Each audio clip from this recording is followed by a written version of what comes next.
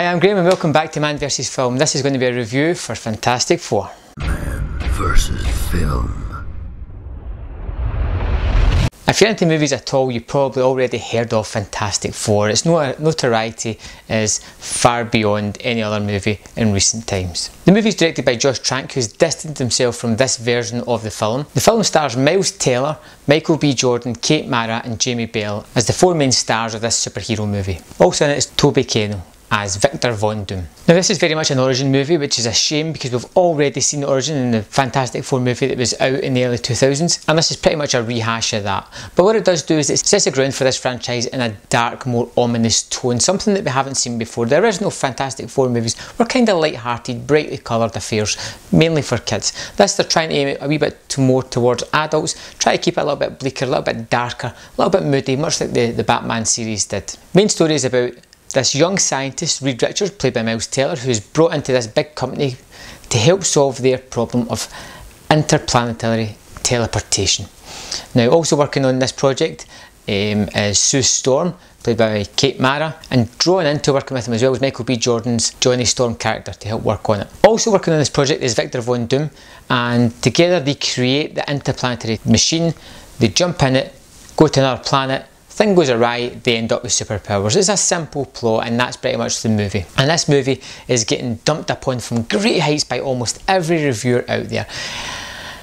And you know what? It's not that bad, but it's not great either.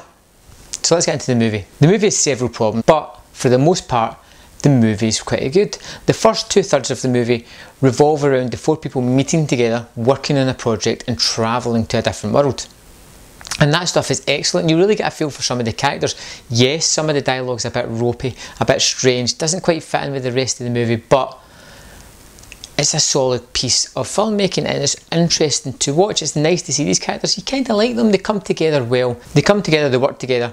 Victor Von Doom is introduced as the other scientist, the kind of counterpoint to Reed Richards, and we know he's the bad guy because he's introduced to us as a kind of cyber political activist who has a severe distrust of large corporations, even though he's worked with one and he's just about to go back and work with them again. But that's how we know he's a bad guy, because he sits in a dark room with plenty of computer monitors doing wacky stuff. Once they've built the machine, they travel to our planet, things go awry and they end up getting changed somehow. So Sue Storm becomes invisible, Johnny Storm can turn into flame, Reed Richards can stretch his arms, and Jamie Bell's character Ben Grimm turns into a big rock monster. And this is where the movie completely nosedives. Up till then it was okay, it was enjoyable, it was moving along fair enough. Once they get the powers, it's almost as if every thread that they had layered up just completely unravels and the movie jumps a year. These people that have now developed different traits, you don't know them, they're not the same people they were before. They're being used for military operations, they don't really know each other too well, they're still trying to come to terms with their abilities. But it seems very, very rushed. There's a lack of action sequences throughout this movie, and you can live with that in the first part of the movie because the characters are strong and what they're doing is interesting. The later half of the movie, once they get the powers, it becomes almost a rush to the finishing line. But even though the movie is rushing to that finishing line, it seems to drag. It's so long. There is one large action sequence in the movie, a final fight with the fight Victor Von Doom, and it is so quickly tied up, it baffles the mind why they thought this was the best way to deal with the character. Which brings me to the Doctor Doom character.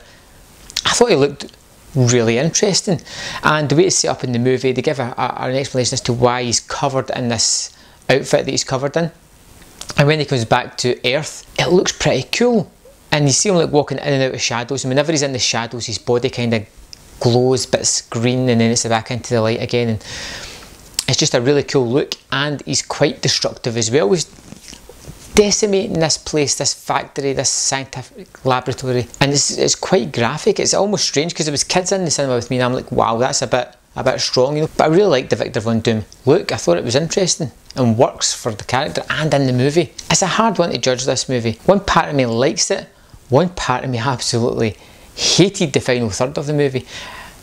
And can you judge a movie on one small part of it? I think you're going to have to.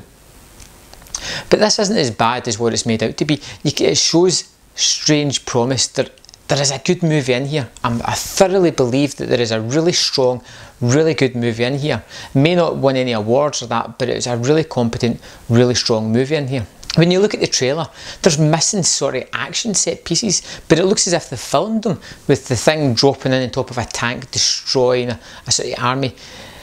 It looks as if they've shot this stuff, they just haven't finished the VFX, they haven't added them in, and you got to wonder why. Why haven't they? For a superhero movie to have only one action set piece, it doesn't make much sense. If I had to give it a star rating, it would be a 2 out of 5.